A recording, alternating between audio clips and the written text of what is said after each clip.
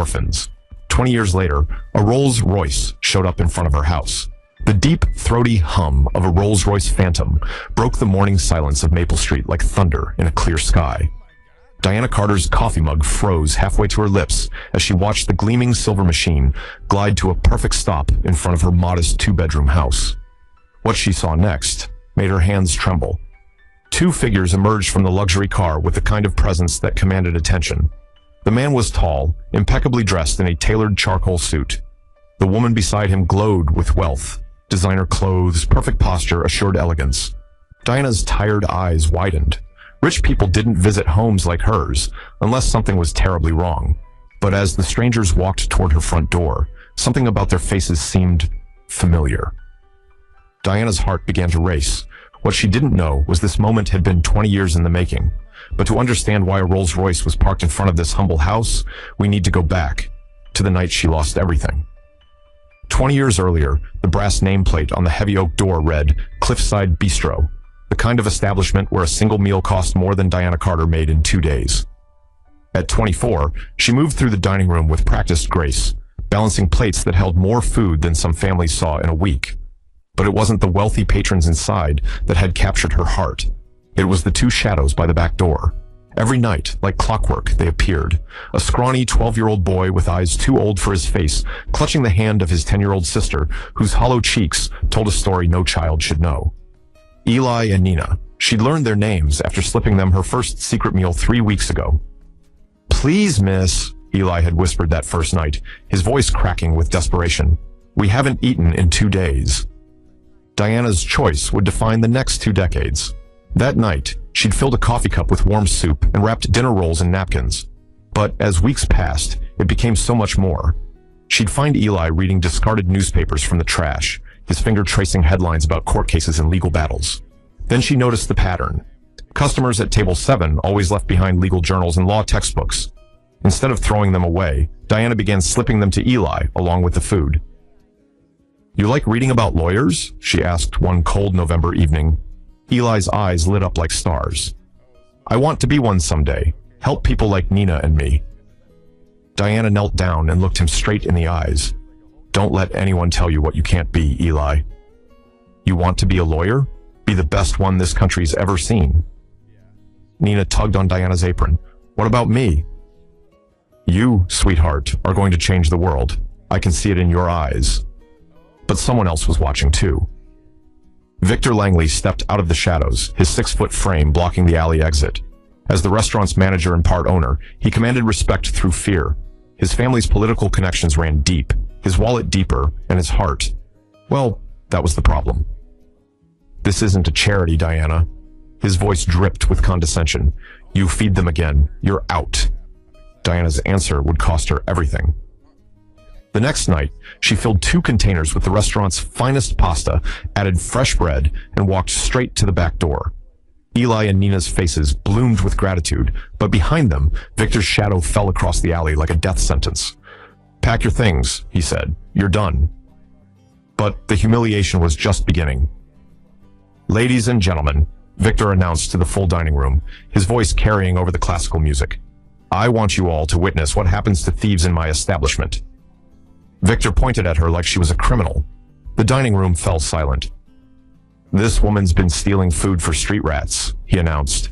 Phones came out. Eyes stared. In one moment, her life collapsed. "Diana Carter is banned from working in any respectable establishment in this city. I'll make sure of it." As security escorted her out, Diana caught one last glimpse of Eli and Nina through the kitchen window. The boy was crying, and she realized with crushing clarity that she might never see them again. She had no idea how wrong she was. Have you ever helped someone and paid a price for it? Drop a heart if you believe kindness should never be punished, and keep watching to see how this story of injustice becomes a tale of incredible redemption. Victor Langley was a man of his word.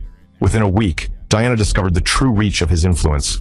Every restaurant, every catering company, every food service job, the answer was always the same. "Sorry, we can't hire you. Policy."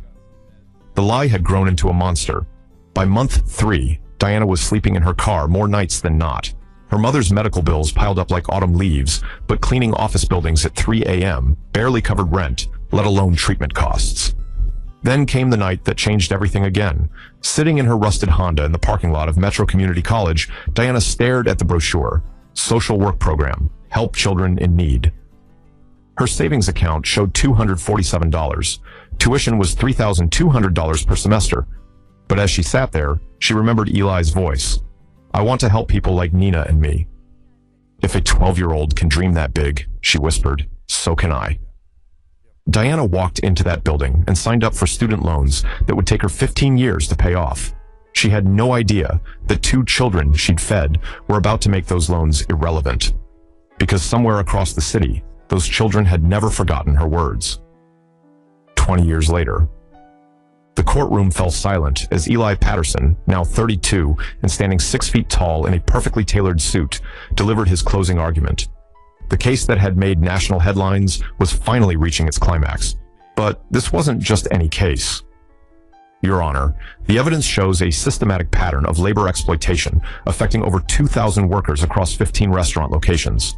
The defendant knowingly violated federal wage laws, terminated employees for reporting unsafe conditions, and specifically targeted immigrant workers who feared deportation. In the gallery, reporters typed furiously on their phones. This wasn't just about money. This was about justice for the invisible people society forgot. The defendant's name made Eli's hands shake with controlled fury, Victor Langley. But Eli wasn't alone in his fight for justice. In a gleaming tech office across town, his sister Nina, now CEO of Legal Aid Plus, an AI-driven platform providing free legal representation to the poor, was coordinating with legal aid societies nationwide. Their empire was built on a simple foundation. No one should face the system alone. The Patterson siblings are revolutionizing how we think about legal access, read the headline in TechCrunch. Their platform has provided free legal aid to over 50,000 people in just 2 years. But as Eli waited for the jury's verdict and Nina prepared for another round of venture capital meetings, neither could shake the memory of a woman in a stained apron who'd looked at 2 starving orphans and seen potential instead of problems. They'd never stopped looking for her. Have you found Diana Carter yet? Nina asked her private investigator for the 100th time. Still searching, Ms. Patterson, but I think I've got a lead. What they discovered would bring them to their knees. Diana Carter, now 44, worked the night shift at 3 different jobs just to keep her head above water. Her mother's medical bills had consumed her savings. Her social work degree hung on the wall of a studio apartment she could barely afford, but she'd never stopped helping people. During her lunch breaks, Diana volunteered at the youth center, reading to kids who reminded her of 2 faces she'd never forgotten. She'd tell them stories about believing in themselves, about reaching for dreams that seemed impossible. She had no idea those 2 faces were now household names. Meanwhile, in the courtroom, the gavel came down like thunder. In the case of Patterson versus Langley Restaurant Group, we find the defendant guilty on all counts. Victor Langley's face drained of color as the verdict echoed through the packed courtroom. 20 years of treating people like disposable objects had finally caught up with him. But the humiliation was just beginning. As Eli walked down the courthouse steps, reporters swarmed like hungry wolves.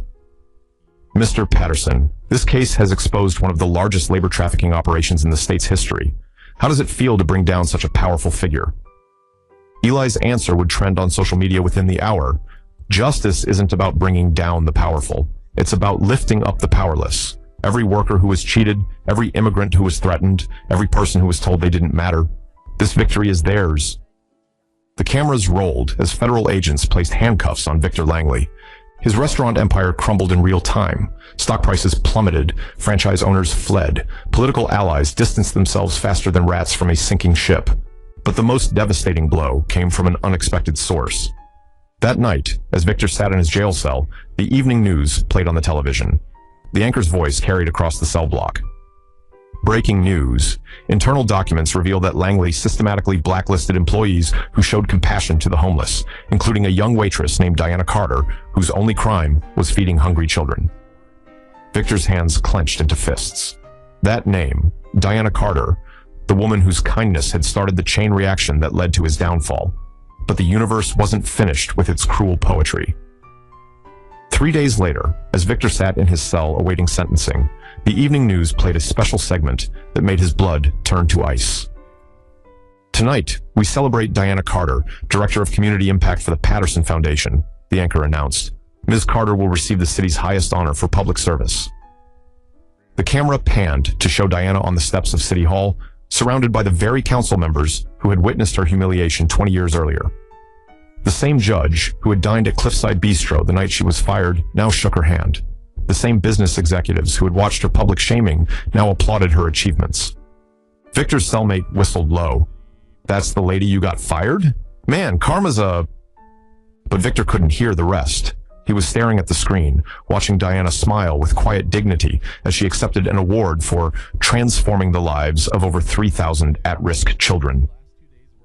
The shame hit him like a physical blow. Every choice he'd made, every person he'd crushed, every act of cruelty disguised as business, it all led to this moment. Him in a cage, her on a pedestal, receiving the respect she'd always deserved. Across town, Diana was watching the same broadcast on her small television. Her hands trembled as she recognized the face on the screen. 20 years of wondering if she'd made the right choice, 20 years of struggling to rebuild her life, and now... "You did it, Eli," she whispered to the television, tears streaming down her face. She had no idea he was already on his way to see her. Diana heard the familiar engine before she saw the car, that same deep, distinctive hum from this morning.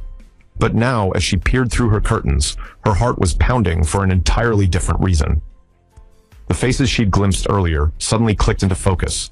The man who stepped out moved with quiet determination. The woman beside him had tears already forming in her eyes. But their faces... Diana's breath caught in her throat.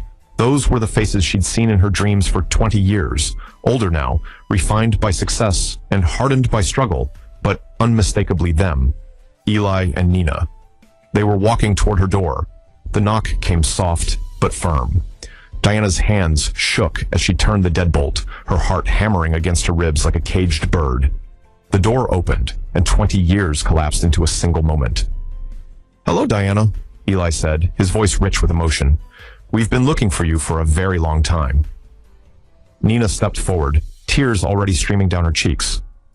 "You probably don't remember us. We were just two scared kids you used to feed behind a restaurant." Diana's legs nearly gave out. "Eli? Nina? Is it really..." Before she could finish, Nina wrapped her in a hug that felt like coming home. "Oh my goodness, please come in," Diana stammered, suddenly embarrassed by her tiny living space. "I'm so sorry, I don't have much to offer you.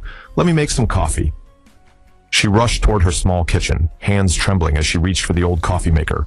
Her fingers fumbled with a chipped ceramic mug, one of only two she owned, and she quickly tried to hide the crack with her thumb, but Eli's gentle voice stopped her. "Diana." She turned, and he was there, taking her weathered hands in his, the same hands that had served him soup and coffee cups 20 years ago. "You gave us hope when you had nothing. Now it's our turn." The words hung in the air like a prayer answered. Diana's eyes filled with tears as she looked down at their joined hands, his now strong and sure, hers still bearing the calluses of hard work. "But I don't understand why you'd want to help me. I'm nobody special." Nina stepped closer, her voice breaking with emotion. "Diana, you're the reason we're alive. You're the reason we never gave up." Eli noticed her glance back at the cracked mug, and something shifted in his expression, a quiet understanding that would manifest in ways Diana couldn't yet imagine. If this reunion is making your heart full, hit that like button. It helps more people discover stories of hope like this one. "We never forgot you," Nina whispered, "not for a single day." Eli's voice cracked with 20 years of gratitude. "You saved our lives, and now? It's our turn to save yours." Diana pulled back, confusion written across her face. "Save mine? But look at you both. You've made something incredible of yourselves. I'm just a waitress." The silence that followed was heavy with unspoken emotion. Then Eli stepped forward, his eyes blazing with intensity. "Number, you're the reason two kids didn't give up on life. You're the reason we fight for justice every day." Nina reached into her designer purse and pulled out an envelope, her hands trembling slightly. "Diana, we want to offer you a position, Director of Community Impact for our foundation. You'll help kids just like we used to be. The salary is $150,000 a year, plus benefits, plus a housing allowance." Diana stared at the envelope like it might explode. "I don't understand. Why me? I don't have experience running programs that big." Eli's answer would stay with her forever. "You have something more valuable than experience. You have a heart that sees potential in broken people." You taught us that kindness isn't weakness. It's the strongest force in the universe. Nina nodded, wiping tears from her eyes. Every child we help, every family we lift up, every barrier we break down. It all started with you filling a coffee cup with soup and telling a scared boy he could be anything he wanted. Diana looked from Eli to Nina, then back at the envelope. Inside was more than a job offer. It was validation for every choice she'd made, every sacrifice she'd endured. There's one more thing, Eli said, his voice barely above a whisper. Yesterday, Victor Langley was sentenced to 15 years in federal prison. His restaurant empire is finished. And the case that brought him down? It started when we decided to investigate every establishment that had ever blacklisted employees for showing compassion. Diana's eyes widened as the full circle became clear. You mean... We brought him down using the very principles you taught us, Nina said, that every person deserves dignity, that kindness should be rewarded, not punished, that the system only works when good people refuse to stay silent. Diana Carter, the woman who'd been told she was disposable, realized she had become unforgettable. 2 years later, the silver Rolls-Royce moved through the city streets with elegant precision, but this time, Diana Carter sat in the passenger seat. Through the window, she watched the Patterson Foundation's newest community center rise from what had once been an empty lot in the city's most neglected neighborhood. In 2 short years, everything had changed. Her program had helped over 3,000 at-risk children find stable homes, educational opportunities, and mentorship. The foundation's legal aid platform had grown to serve all 50 states. And Diana? She'd finally become the person she'd always dreamed of being. Remember when you used to tell us we could change the world? Nina asked from the driver's seat. Diana smiled, watching a group of kids play in the center's new playground. I never imagined we'd do it together. But the most beautiful change was yet to come. The next morning, Diana found a package outside her door, an elegant gift box with no return address. Inside, wrapped in tissue paper, was the most beautiful coffee mug she'd ever seen. Handcrafted ceramic with gold trim and engraved on the side, "For the woman who filled our cups with hope." Her eyes filled with tears as she held it, remembering Eli's quiet observation of her embarrassment the day before. Some gestures speak louder than words. As they pulled up to the community center that afternoon, Diana saw them. 2 new faces pressed against the fence, hollow-cheeked and desperate. A brother and sister, maybe 10 and 8 years old, watching the other children with the same longing Eli and Nina had once shown. Diana stepped out of the Rolls-Royce and walked toward them. "Are you hungry?" she asked gently. The boy nodded, trying to be brave for his little sister. "We haven't eaten today." Diana knelt down, seeing her younger self in their eyes. "What are your names?" "I'm Marcus, and this is my sister Joy." "Well, Marcus and Joy, how would you like to come inside? We've got plenty of food, and I think you both have incredible potential." As she led them through the gates, Diana heard the soft hum of the Rolls-Royce behind her. But more importantly, she heard Eli's voice from decades ago, now echoing in her own words. "Don't let anyone tell you what you can't be." The circle was complete, but the story was just beginning. The world told Diana Carter she was disposable. 2 children she fed proved she was unforgettable. Sometimes, the smallest act of kindness doesn't just change a life, it rewrites history. Today, the Patterson Foundation serves over 100,000 children annually. Diana Carter's community impact programs have been replicated in 37 states. Victor Langley's conviction led to federal legislation protecting workers who show compassion to the vulnerable. And somewhere in the city, a boy named Marcus is reading law books during his lunch break, while his sister Joy codes on a computer donated by a foundation that believes in impossible dreams. The Rolls-Royce was never the real prize. The real treasure was the reminder that kindness compounds. Justice delayed is not justice denied. And sometimes, the people you save will grow up to save you right back. If this story touched your heart, share it. And remember, you never know how far one small act of kindness will travel. The next time you see someone who needs help, ask yourself, what if that person is destined to change the world? What if your kindness is the key that unlocks their potential? What if you're about to start a story that ends with a Rolls-Royce? Años exactamente, bueno, no exactamente, ¿no? Un grupo de soñadores en La Paz decidió fundar algo que trascendería generaciones. El glorioso Club Bolívar. No imaginaron que... Oye, me he esforzado al hacer el discurso. ¿Qué ponen ZZ, chat? Basta, me he esforzado, se los juro que me he esforzado, bro, basta. Por favor, me he esforzado en el discurso, respétenme un poquito, chat. Bueno, igual lo voy a leer, me la chupan, la verdad.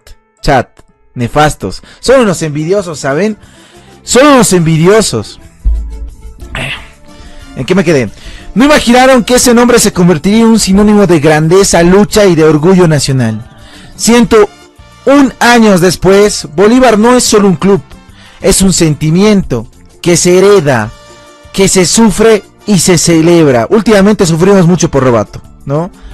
Es el latido de miles de hinchas que en cada victoria y en cada caída nunca abandonan, ¿verdad? Nomás. Porque ser celeste no es una elección, es una forma de vivir. Muy bien, qué lindo, un aplauso. Bravo, bravo. Muchachos, tremendo discurso. Buenas noches, Edito, ¿cómo estás? Por lo menos ponte tu chompita, pues, un busito para leer el discurso. A ver, cállate, Gabo, ¿vos quieres ser baneado? Este discurso lo he hecho en mi cama, pensando en lo que es ser bolivarista, la verdad. Un aplauso, por favor, y con ayuda también del gran ChatGPT. Un aplauso para ChatGPT. Ah, ¿cuál era la finalización de un ratito? Dice, que estos 101 años sean solo el comienzo de muchas más llenos de alegría. Felicidades, Academia. Felicidades, Bolívar. ¡Bravo! Aplausos para ChatGPT, muchachos. Para vos no, dice. Buenas noches, muchachos, ¿cómo están? Gracias por estar aquí, perdón por prender tan tarde. La verdad estaba viendo mi serie, estaba viendo el regreso de Justin Bieber. Bueno, toda la tarde me vi fútbol, hasta vi el partido del Tigre. Vi el partido de River, vi el partido de Oriente. Las declaraciones de Martins, tremendo lo de Martins, bebé, le tiró palo a Villegas, pero bien tirado. Huevada, en su cama lo hizo todo pajeado pensando en el... No, ¿qué dice este Arielito? Oye, ¿quiénes vamos, no? Mi sobrino de quién redacta mejor. Dile eso a ChatGPT, yo no he redactado. ¿Qué me estás molestando a mí? Felicidades. Qué basado. Pues la verdad nomás. ¿Qué quieren que les diga? A ver, ¿qué les puedo decir, muchachos? Yo no publiqué nada en mi página, la verdad no hice nada estos días. Han sido momentos difíciles. Bien triste, ¿no? Mentira. Pero no, muchachos, bueno.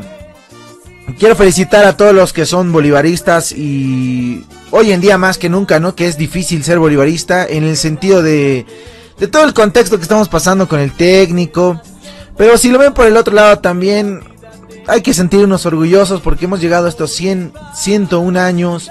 Creo que como la institución mejor parada, tanto económicamente, futbolísticamente y dirigencialmente diría, pero no, creo que no, ahí nos falta, ¿no? Ese eslabón para poder ser una institución sólida. Y como ayer creo que lo decía Dardo Gómez en su publicación en el Cholet, que Dios mío, ¿de dónde cagan tanta plata, bebés? Más fuegos pirotécnicos que en el aniversario de La Paz, no mames. Tremendo, felicidades a los del Cholet, y a ver si pasan pues algunos monies. No mentira. Que dijo que el dirigente tiene que estar siempre al lado del hincha, y eso es mucha verdad, y no es por darle palo a Claure, porque él tendrá sus funciones, las cosas que tienen que hacer, pero creo que por esa parte que estoy... Uy, ¿qué? No, todavía no va a arrancar la fiesta, Tucán, tranquilo. y por esa parte creo que está bien, ¿no? Está bien, y bueno, se vienen unas futuras elecciones, donde el principal candidato es Dardo Gómez, a seguir manejando lo que es este club tan bonito que es Bolívar, ¿no? Por detrás, obviamente, yo creo que tiene que haber gente que lo asesore. Espera, ¿mi gatita se echó pipí? No, ya, más bien. Me ha asustado, chicos, la verdad, me ha asustado. Ya saben ustedes, rayada está mi gatita últimamente, ¿no? No, ¿qué dice este Edipox? Y bueno, muchachos, nos espera, creo, un futuro grandioso. Yo lo dije, creo que esta es una oportunidad ya con el Stadium de una vez establecernos como un club de fútbol, pero serio, y fuera de ser autosostenible, que se proyecte a más, ¿me entiendes? No estancarnos en solo ser un club boliviano, sino ya empezar a soñar con, no sé, a ver, por ejemplo, la venta de butacas en el estadio, venta de marketing, merchandising, que se vaya ampliando más las sociedades, ¿me entienden? O sea, yo creo que si un una cabeza maneja bien todo eso, creo que podemos despegar, ¿me entiendes? Y no estar ahí creando leyes de mierda con el gobierno, pidiendo perdón para que nos perdonen los impuestos, ¿no? Los gatos, ¿no? Entonces, creo que, o ser un club que está a punto de desaparecer, como Wilstermann, que desapareció de la liga, pero está a punto de desaparecer, pero absolutamente de todo el fútbol. O ser clubes que le están mangueando el auspicio a la UTV y chupándosela al presidente de la federación por subsistir. Entonces, creo que Bolívar es muy grande y tiene, creo que, trascender. Eso es lo que nos falta, trascender, dar ese pasito para trascender y lograr los objetivos que siempre hemos querido, ya sea una Copa Sudamericana o una Copa Libertadores, ¿no? Y siempre tiene que ir de la mano. Estos últimos años, creo que es la verdad, se han ido alejando a las generaciones bolivaristas, al hincha común, al hincha fanático, a todos los tipos de hinchas se han ido alejando del club, por justamente el mal trabajo que se ha ido realizando estos últimos años en Bolívar. ¿Qué decía Valdivia? Creo que dijo que dejó un club autosostenible, o sea, sí, no vamos a decir que no, ¿no? Económicamente creo que se dejó un club autosostenible. A ver, Solís, no pidas Gartic, ya les he dicho qué cosa de Gartic, hoy día es aniversario del club, déjame hablar a ver de mi club, Solís. Igual en el grupo de WhatsApp, no Tucán, jugaremos Gartic, no quiero dibujar huevadas, déjame, no voy a jugar Gartic, ya les he dicho, si quieren dibujar, agarren un cuadernito y empiezan a dibujar sus huevadas, no me vengan a molestar a mí con su Gartic. Saludos Reyisita, ¿cómo estás? ¿Todo bien? Gartic, temática Bolívar, no, métanse su Gartic por el poto, ya les he dicho. Y bueno muchachos, ¿en qué estaba? Es que me niego, muchachos, cada vez Gartic, basta, no quiero jugar Gartic, vayan a jugar Gartic con sus minas. Goklingo, huevadas hablas, ya, espera, ¿qué habla este Ignacio Loza, este Auri? Y bueno muchachos, creo que sí, yo me quedo con eso. Este martes tenemos un partido muy importante en lo económico, para mí muy importante para ver qué está el club de cara a este año, porque creo que es indispensable ganarle a ese equipo. En Copa Libertadores, obviamente por los 3 puntos y más, pero pensando a futuro, creo que es muy importante que se vea buen fútbol, ¿no? Y que la gente ya esté un poquito más tranquila con el funcionamiento del equipo. Ayer contra Bebé, bueno, el día sábado contra Bebé, se jugó un buen partido, no digo que un malo partido, creo que empezaron a aparecer personas, o bueno, jugadores que no estaban apareciendo, como es el Papu Velázquez, y muchos más, ¿no? Entonces, interesante. Y bueno, apareció Cauterucho, que en el partido de Libertadores no había aparecido ni de sombra. Parece que Cauterucho solo le mete goles a equipos como ABB. Y preocupa un poquito eso, ¿no? Hoy ganó el Tigre, está puntero con nosotros. Nacional Potosí también está compartiendo la punta con nosotros y muchos más que vienen bien entonándose en lo que es este torneo, ¿no? Que empezó retardísimo y creo que nos va a pesar no solo a nosotros, sino a los demás equipos que están participando en copas internacionales, ya sea Blooming el caso, ¿no? Y otros más. Mete gol equipo chicos como Dorni, pero Dorni ni jugó. ¿Qué dicen, chicos? ¿Qué dicen? La era Robato es la peor de